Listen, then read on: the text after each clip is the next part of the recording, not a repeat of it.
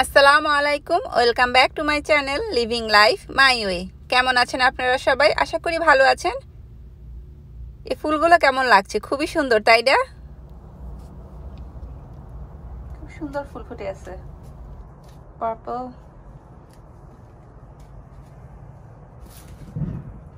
ভালোই লাগতেছে দেখতে। আর আমার গোলাপ গাছটা বিশাল বড় হয়ে গেছে, এটা কাটতে হবে। জায়গার অবস্থা খুবই খারাপ। কি আনতেছ? হ্যাঁ, কেটে ঢুকে ফেলাইলেই ভালো। কি অবস্থা, পাতা পড়ে।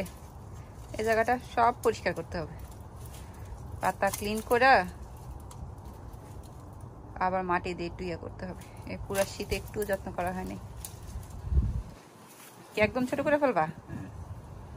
বাতাস আছে, ঠান্ডা লাগে তো না? এই পাশটা একটু ইয়া।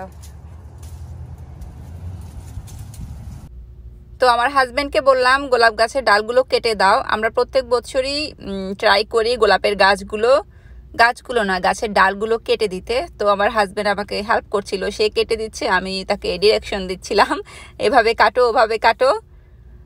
আর গোলাপ গাছটা অনেক বড় হয়ে গেছে। আর আমার কাছে নকআউট ফুল গাছটা অনেক ভালো লাগে গোলাপের।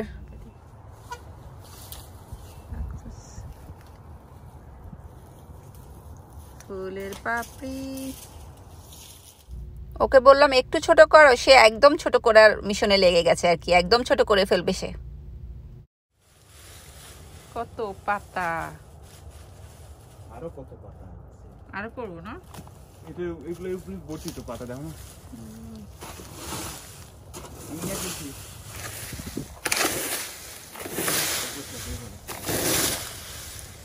ভালোই পাতা, এইটুকু জায়গার মধ্যে এত পাতা। পুরো জায়গা ক্লিন করলে তো খবর আছে, বহুত পাতা।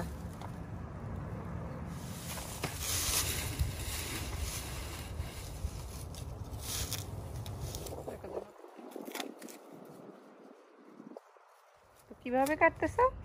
জানি না,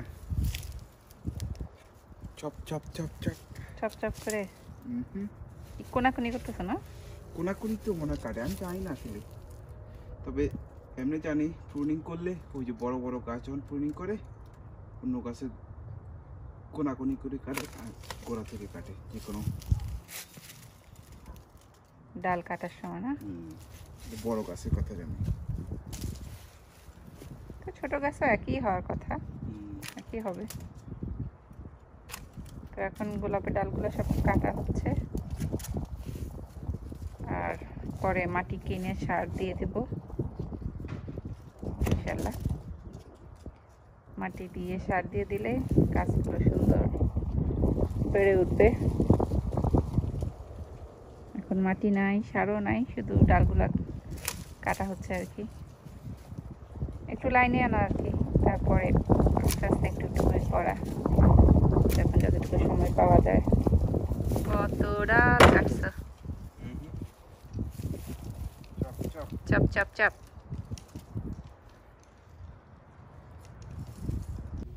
তো আমার হাজবেন্ডের কাটাকাটি শেষ, তো আমিও এদিকে এসে একটু রান্না বান্না করে নিলাম। এটা হচ্ছে মিষ্টি কুমড়া দিয়ে ইলিশ মাছের কাটা, যে মাথা থাকে না, কাটা কুটা বলে যেগুলা, মাথা লেজ, ওটা দিয়ে রান্না করেছি।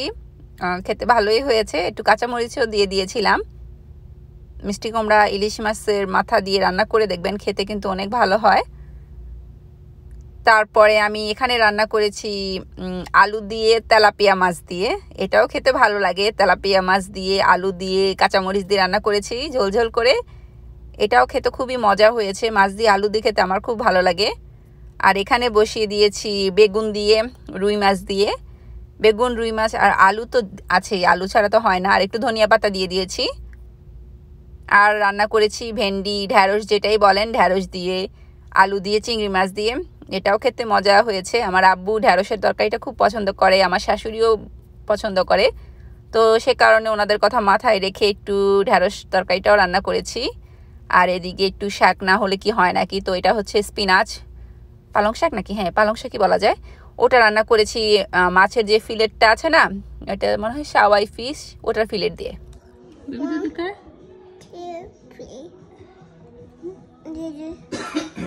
বেবি দুধ খায়? Okay. Inara, Inara. Yeah, Baba. Drinking dudu. No, Baba. Telling lies. No, Baba. Open your mouth. Ha ha. Ha ha ha. Somebody bite you? Who? No. Baby দুধ খাইছে মামা? Bite you. I cannot bite you in the lips, Baba. How about a different one with some nails, তোমার দুধ মামা, some teeth? তুমি বেবির দুধ খাইতেছো? Yucky. Baby দুধ খাবে? Yucky. Yucky. 1, 2, 3. Daddy, do you think this is a superpower I get? আয় হায় মামা, তুমি খাও, তুমি বেবি খাওয়াইতেছো কেন? Baby. বেবি তুমি খাওয়াইতেছো কেন? Do.